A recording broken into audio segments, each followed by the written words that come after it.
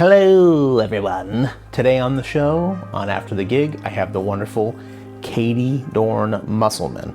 So Katie is the admin for the After the Gig group, has always been an incredible supporter, and she always asks the best questions. And we were able to sit down in Bethlehem, Pennsylvania to have a little chat, and a lot of it was about the new Carbon Leaf album. And we never really got a chance to talk about it, so we're just sitting down before the show, having a little chat, and I hope you guys enjoy it. So without further ado, here's my conversation with Katie Musselman. And so the last time we talked was about a year ago. So in the same place. Yes, your new album hadn't come out yet. Mm-hmm. So congratulations on that. Thanks. It's awesome. And I was thinking about it because, you know, all the socials and stuff, I only have heard and seen really good feedback on the album. And you have such a loyal fan base. And they just really understandably love everything that you do. But do you ever get critiques or notes on things from listeners where you're kind of like, that does make sense. Maybe we should consider that for the next thing we do. Or when you get critiques like that, are you just kind of like, they're not really welcome? I mean, people can feel however they want to feel, you know.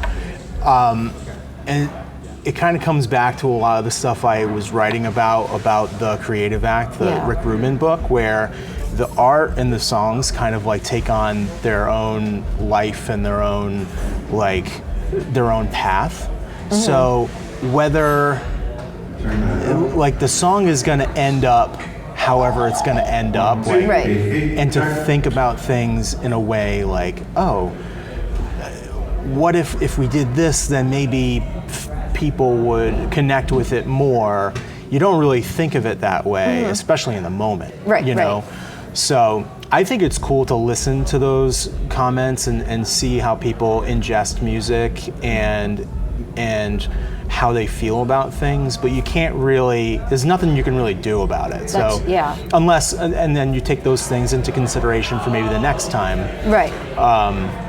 But yeah, a lot of people I think enjoyed this record a lot, and they have strong feelings for some songs and don't like others, and that is totally normal. That's totally that's cool. any album that's out there, probably most albums. Right. But yeah, I just wasn't sure if there's ever like, you know, because sometimes somebody will say something, you're like, oh, that does make sense. That's something good to keep in mind moving forward. And as you shared on Facebook, people are not afraid sometimes to really give you some honest feedback. But that's what you shared there was not the type of feedback that you walk away with like, oh, that's helpful. Like that was just that wasn't that at all. I'm gonna see if Hey Jason, can you text Alex? Hey Alex. Can we just? Alex. Hey Alex. I just want to see if he'll turn the music down, just until doors. Not off, but just down. So then, that's how you get things done. going along the line of critiques, I'll skip to the question that I had texted you, and you suggested I save it for the podcast. So let me make sure I word this right. So you put out a newsletter talking about side hustles, which I think it's great to normalize, because having a son who it's still in his mind that he's going to be a musician, we have kind of said, okay, but what else? Because it's not common to just graduate high school and be like, and now I'm a musician, everyone pay me, book me, you know. So, but is there ever a time and place where if you have someone creative in your life and they're just trying to like grind it out and make things work and it's just not working for them, where you should say, you know what, I see your drive, I see, you know, your passion, but this isn't working for you. Maybe it's lack of talent, maybe it's lack of business sense, but you're lacking something, or maybe it's just lack of luck. Sure. Yeah. But is there when is the time and place for that, and how do you do it? Well, people need to understand that if you're going to be a musician, like I got lucky when Carbon Leaf needed a drummer, when they needed one, and you know,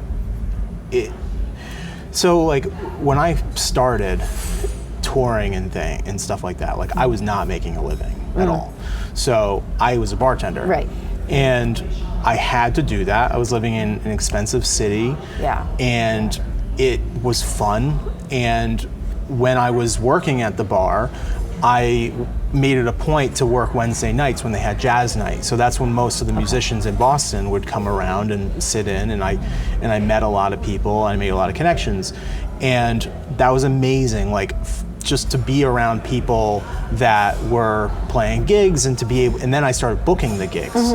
So that became, I found a way to be around it while also making a living, being able to pay my rent and all that stuff. So that was, I had to do that, or I would have been living on the street.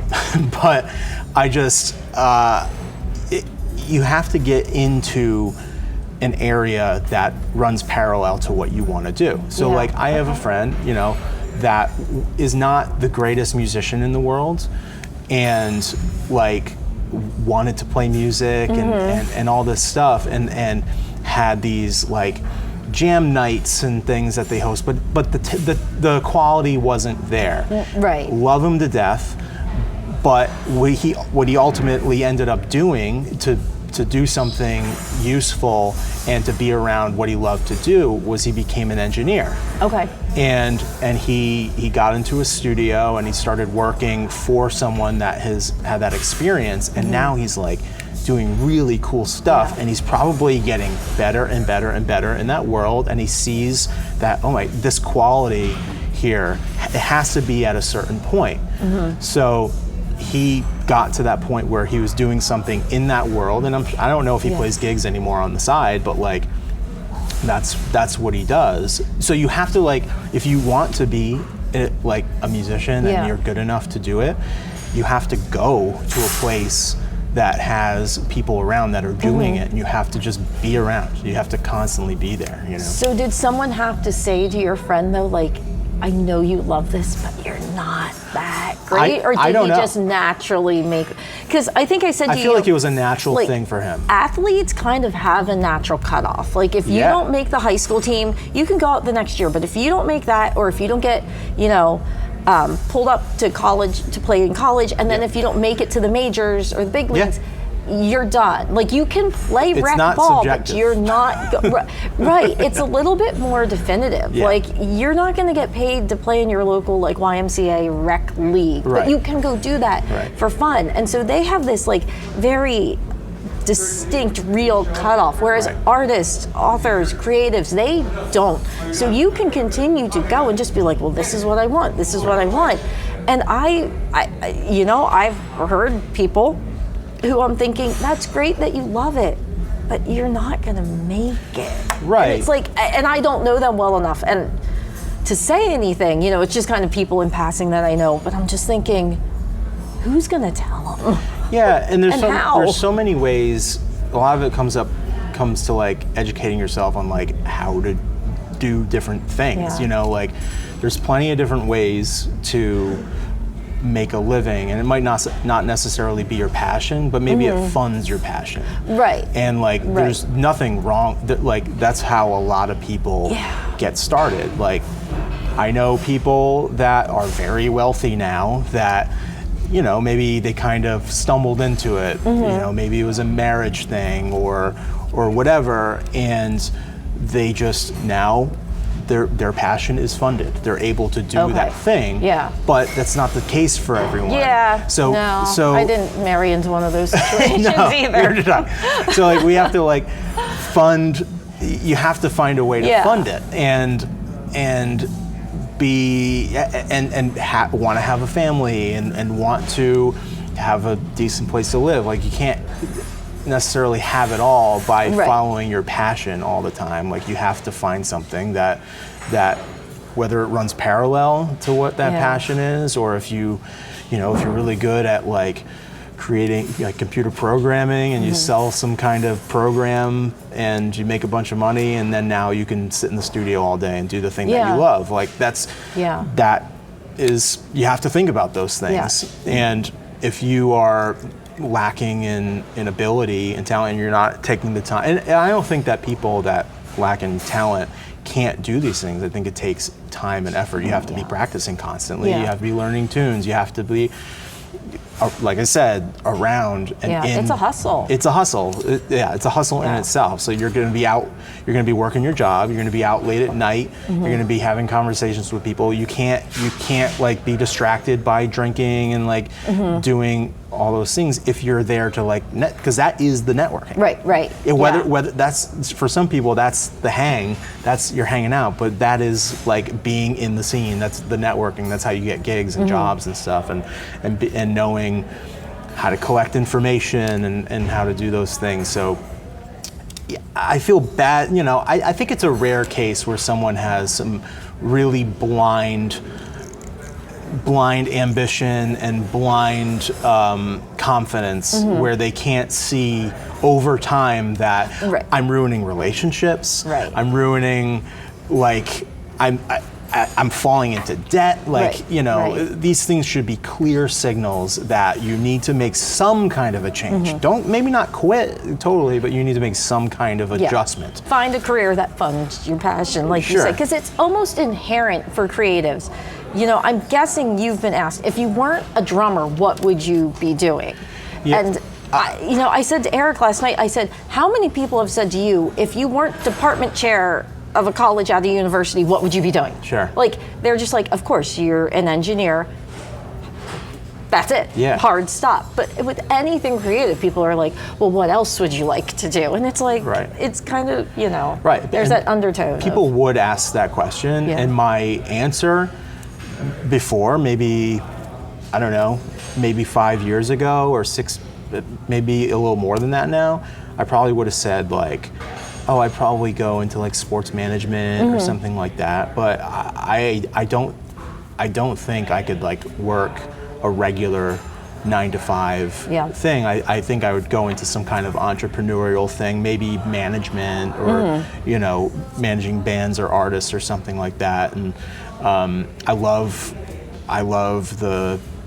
writing. That's been a big part of what I do now, and I don't know. It's just I just see you can't like.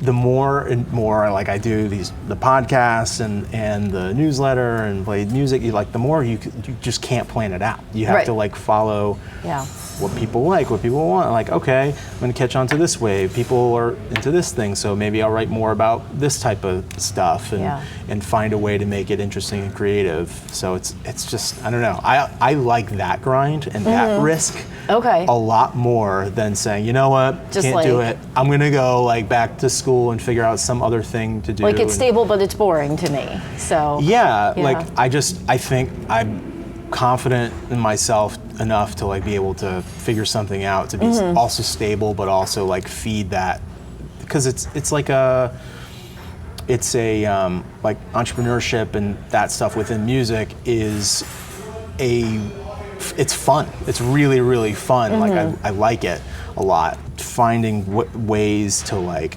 bring different aspects of music to fans that wouldn't normally know about them is interesting to me. So I'd be like, okay, maybe I don't play anymore, but I'm gonna go way into like stay in music, but find a way to make a thing out of it. Right. Right. I don't know. I have no idea if that answers your question. Well, absolutely. So, actually, a question that Eric came up with, which I thought was a good one, is how, at this point, with all the streaming, with people aren't buying physical albums as much anymore. How do you determine the success of an album? Because so many people are probably hearing it, but don't necessarily pay for it. They can hear it on Spotify and not. You see a fraction of a penny from it. Sure. Well, I think when people come out with new music, like, I don't think they're really, to be completely honest, I don't think there is much of a benefit to come out with a full-length album in this day and age. I think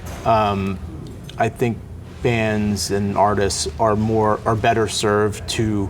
You want to stay relevant. You want to stay in people's minds and stuff. So, I think it's more beneficial to release a song and really go for it and do the whole thing and slowly bring it out there, because it's just like it builds anticipation. You're kind of dripping out content. the hardest thing about, as someone that tries to put out a lot of content, the hardest thing about it is like having things to put out there. Like you run out, you kind of run out sometimes, and you're like, I don't know what to write about, or I don't know what to do, I don't know who to podcast with. Well, and even now with the algorithms and stuff, it's when do you put it out? Because if you put it out at the wrong time of day or on the wrong day, nobody really sees it. And you put it out at the right time, and it's just boom, boom, boom. Sure. All these people have seen it. Right. So the number one thing with the algorithm or whatever is you have to make something that people want to share with other people. That should be the number one concern with any artist, with anyone making a video, with anyone doing anything like that. Because more people with viral content, more people share than they like. Oh, okay. So like you get a video and say, I don't know if you have a group of friends or with your family that you say, oh, check out this Instagram video, you send it out. Like, you want to make stuff that is remarkable, that people will comment on, that people will want to share. Yeah. And you kind of have to have that in mind. So interesting. To toss everything out there, and I'm not saying we made a mistake. No, not at all. But like, you have to think of it that way. So when you have something that's like really, really good and that's worthy of sharing and remarkable, then you have a slow drip of things where it's like, oh, they came out with this thing. Oh, wow, I'm gonna share with my friends. Oh, 3 months later, oh, this is great. Like, I'm gonna share that. And little snippets of videos and like cool things that are like, have hooks and all these things. So you have to think about those things when you're marketing your content. So it's like the TikTokification of everything, where it's like, if everyone was writing like 30-second songs, that would be monetized just as much. People I think. do that. Like, people will make a 30-second clip of a song on TikTok, and then people will share the shit out of it. Yeah. And they'll love it, and they'll be like, we need the rest of the song. Yeah. And then they have to write the rest of the song. Right, and they let TikTok decide what gets written and what doesn't. Exactly. And that's so interesting because because last time we talked about the idea of creativity versus commodity, and that's like, where is the line? And the line is constantly changing with social media, and especially something like TikTok that's meant to be this much of your time. Right. So it's like it's an interesting game. Like, you have to find a way to grab someone's attention in an instant so they don't swipe, and hold their attention, and also you need to deliver on whatever your hook is. Right. So like, have you ever watched the videos where it starts and it builds and it's like, oh, we're gonna do this thing, and then they never reveal the thing. I don't have the attention span to go looking for the thing. So I'm just like, forget it. If it doesn't follow it, I'm just done. Some people are so good at like building this anticipation and then no payoff. And then it's like, I'm reporting you. That makes me blind it makes you so mad. But you never share those things because they're not not satisfying. They're not satisfying. Yeah, they don't come to an end. Yeah, they don't come to an end. So like, you have to think about that. You have to offer some kind of value. You have to give people something. You have to make it shareable. You have to make people want to talk about it. Yeah. Like, it's that kind of thing. Some people do it effortlessly.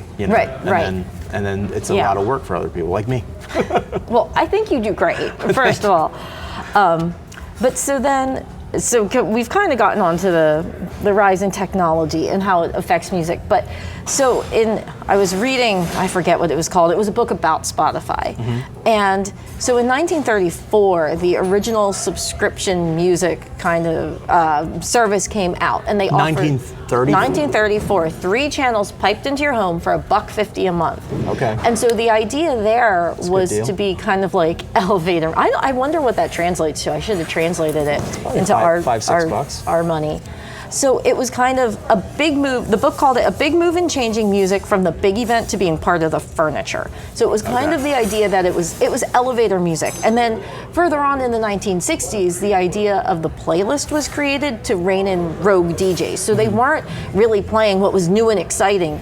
The idea really became focused on make it hard for people to change channels, make it palatable, make it stuff that people just want. And, you know, I think we all know Spotify works really hard and puts a ton of research money into just fading into the background so that you are constantly playing them. You're not really paying attention. I mean, to the point that they hire like these ghostwriters who are kind of musicians but also kind of not, to just fill in the gaps. So every once in a while they'll put on a real song that they might have to pay the artist for, but other than that, they pay these artists to just make essentially elevator music. Interesting. That's interesting. Yeah, because I feel like everyone uses the platform in a different way. Like I listen to I make a lot of playlists. Okay. So like, but on the other side, I do try. I like how they will make. I like how they'll make playlists for you based on your listening. And now there's the AI DJ. Right. So the DJ will come on like, hey, I'm your DJ, and I'm whatever. We're gonna play this. We're gonna spend the day together, and it's cool. And it's usually nice. But you're right. It does kind of turn into a background. Then if you're really listening and you're like, who wrote that song? Sometimes you'll go down the rabbit hole and find out that's not really a musician. I have never done that. So I think I've tried, but I think they gave suggestions of names. But I was thinking about, you know, your new album is definitely not a fade into the background album. It's I'm engaged, I'm listening. So how do you, as a musician, and how do your bandmates, how do you fight against the fact that people are really just looking almost for white noise, but you're making music to be listened to? The thing is, it's not going to be for everyone. You're not making music for everyone. You know, you're making music for the people that are interested in your journey and in your shows and in your music. Like, you know, Barry said it very well. It's like we're here to serve our fans. Yeah. And you know, that's the name of the game with anything. It's like you're not making a product for everyone. You're making a product for the people that need it, you know? And with our music, with this album in particular, and I'll tie it back to what I was saying about releasing singles rather than coming out with a full album, it's really hard for Carbon Leaf to just pepper out singles because the album does have that cohesive message about time, and you don't want to, and it is one piece of music. It's one piece of art. So like, we're making music for people that will go on that journey. Right. Yeah. Right. So. Yeah. And like you said, it does have such a cohesive message to the point that my 12-year-old daughter listened to it top to tail and just went, Barry's feeling really old and lonely, isn't he? And I thought, well then. Yeah. Well, I mean, you have to. He wasn't subtle, was he? No. I mean, the kid's picking up on that. You're right about your experience. You're right about what you're going through. But she loved it. But she was just kind of. She said it with a twinkle in her eye, just kind of like, I'm on to you. And the funny thing is, like, the artists that I really like, you know, you listen to their music maybe when they're at the height of their popularity or whatever. Maybe they're young and whatever, and you're just on the same wavelength. Yeah. And then time goes by, they get a little older, the music changes a bit, and then and you either go on the journey with them, or you're like, they're not where I am right now. You've both changed that time. You both went this way, and then you find something else. That happened to me with like, you know, I used to listen to 311 constantly, and then I kind of grew out of it. Like, and then I started listening to John Mayer a ton, and I started listening to a bunch of different things, and then it just didn't like. And then you eventually find the music again, and it becomes nostalgia. You know what I mean? So that's just how that whole thing happens. And maybe some people like are diehard Carbon Leaf fans because they love Echo Echo, they love Indian Summer, but maybe they fell off at Love Lost Hope Repeat, or maybe they're just like not into the Gathering stuff, or and then maybe some old fans came back because of this record, and then maybe they left, you know, who knows. There you go. Hey. Thanks for being my friend. Hey. Thanks for being my friend, Jesse. I love you so much. You're worth $1,000, not just $100. Thanks, man. $1,000. Thank you. I appreciate that. StopYellingFreebird.com.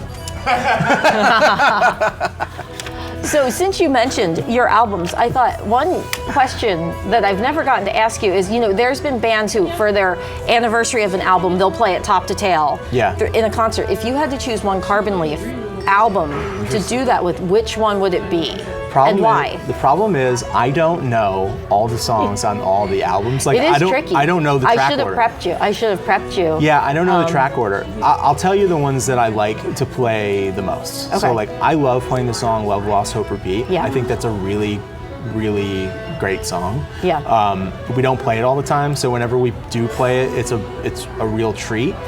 It's funny because I was looking at the most popular. I actually chat GPT the most popular. Like if ChatGPT, if you were a Carbon Leaf fan, like train yourself on the band Carbon Leaf and give me the best set list of the best like 21 songs, and it was like all the ones you would think of, but then there was some kind of weird ones in there, like Wind in the Leaves was in there. Okay. So I was like, oh, that's interesting. Like, I love that song. Like, like that's a really fun one to play because it has a cool section. Like, it feels really good. It's fun to play. Yeah. But well, that's interesting because that would probably be a totally different set list than like my ideal set list. What would your ideal set list be? Well, I think I have to go back to my house show because we pretty much were like, which ones do we not hear? Is this like Attica live? And like all that stuff? Yeah, I don't think you played that, but it was like Follow the Lady was on there. That one's super fun. One of them,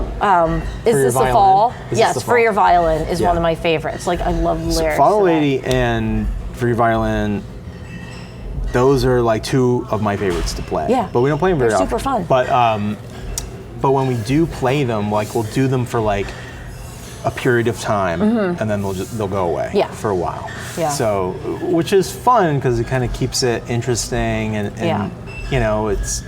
this is something we talk about all the time where it's like, oh, do you have to have a Desperation Song in the set? Do you have to have Life Less Ordinary in the set all the time? Do you have to have like What About Everything in the set all the time? Are you catering to the regulars, or are you catering to the people who maybe see us, once every couple years? And I think it's the right thing to do to keep those songs. To walk that line, yeah. To kind of a little of both. And then you have like and you have a new album, so you got to mix those in. So you have a few pieces, a few areas in the set list where you can like experiment a little bit and like give people some different things, and then as well as also playing the hits all the time, and giving people the show that they paid to see. You want to give them.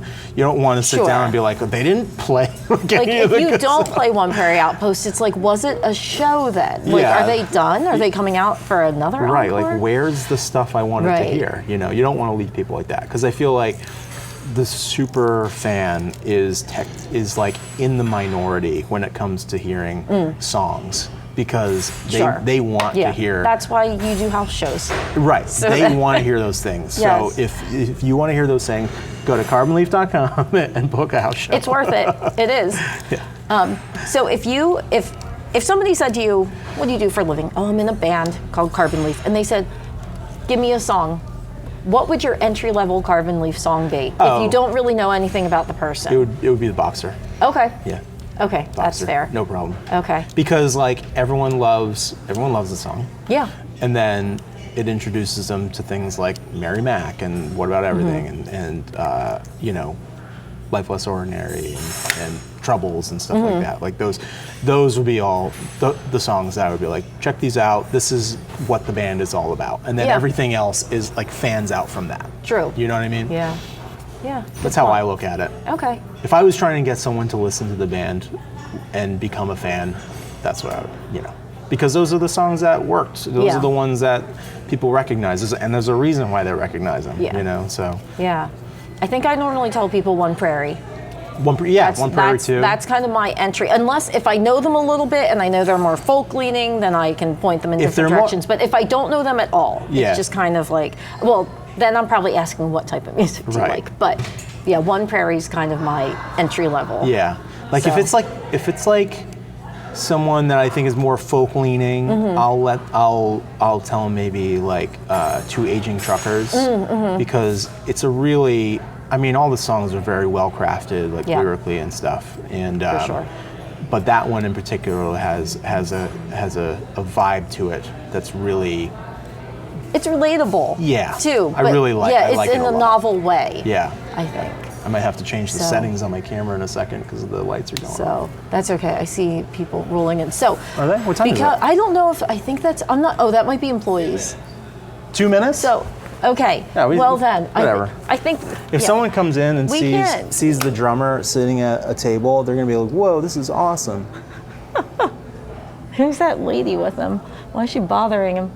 So, I think last time I gave you the opportunity, and we'll just wrap it up like that again. Do you have any questions for me? Like, I can't speak for all fans. You know what? Of course, I do. I can speak for myself and maybe for my family.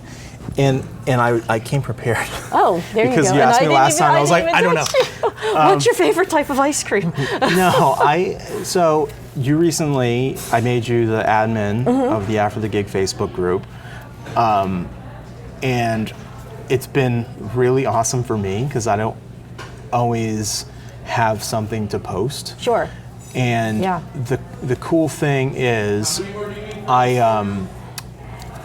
I found that asking the questions to the group really got people like thinking about their favorite venues and their songs, and it got people talking together, and that's my favorite part of it. And you've been so great with asking you. questions and stuff. How have you been enjoying it? Has it been a pain? Have you ever like come up to a week and been like, I don't know what to put on this page? No, not often. Okay. And I think somewhere in this notebook too, I have a list of like kind of more what I view as generic questions. Like Yeah. I think at one point, I had to ask, what's your hometown venue and what would you tell people to do around there just in case? Yeah. But no, I normally come up with something because just in my like news feed, articles about music will come up and stuff like that. So it can just kind of go from there. Right. So no, and I always have random questions. And then I do like, I kind of sidestep it. I'm like, okay, we get to just ask Jesse anything. He's game for it. Like, let's make him. So where I was like, I don't know if anyone's gonna ask me anything. Well, and then I thought, They were really good questions. I don't want people being like too personal, but I think people are polite. People are polite. So yeah. So that Yeah. was good. I don't think anyone would ask me, and I just wouldn't answer. Right, right. But I was glad to see people did have questions because Yeah. I thought they know they can write into you, but maybe they didn't want to write in to the podcast about the questions they had because they Yeah. weren't necessarily podcast related. I remember, so yeah, that because was everyone that asked a question asked a great question, but in particular, Stacey Dose's question about the 5-10 year plan. Yeah. And she asked it, and I had recently been thinking about it because like everyone said, you need to have a 5-year plan, 10-year plan, and especially like we're talking about musicians. because you're a creative, so who knows? Yeah. It's like it's such a big part of what I talk about and try to convey that musicians and artists need to have some kind of you can't go into it blindly unless you're willing to unless you're willing to like live in your car or like do, and which plenty of people do. Plenty do. Yeah. And it's just not something I'm willing to do. Sure. Well, especially not now. Like No, and I never was. We're not like in college anymore. Yeah, I never felt that way. Like even when I that would not. No, like It's not mine. I would be idea of depressed. I would be depressed. Sure. I would be like, I wouldn't feel like I was contributing anything. Like I was like, I need to feel like I'm worth something, Yeah. But I just that question got me thinking, and it was really good. So like, and I had already been thinking about it, and it was nice to actually like put some of those words on. I guess not paper, but no, but to put them down. Put it out just there. Put them down. And it's cool to like put things out. Like they say, you gotta put things out there into the universe. And I don't necessarily believe in manifesting things, but like I think the people that have a plan and that want to do things are willing to put themselves out there. I think that's the only way people get things done and are able to accomplish stuff. Yeah. You know, so. Well, thanks, really Stacy, it. for that question. Yeah. So, and thanks to everyone else for the Yeah. questions, because then you got in my head, and I was like, what if no one asked? Then I'm gonna have to ask my like silly questions, and like, you know. Yeah, and thanks for like offering to do this too, because like it takes a lot of pressure off. Thank you for letting me. And it's I love it. Yeah, I do too. So thank you. We did it. Yay. Anything else to wrap up or no? No, I think doors are. I think people are rolling in. Perfect. So that's good timing. $100? What is? It's paper. Why do you guys have this? I don't know. John just started handing them out in the green room, and I was like, this is blatantly fake.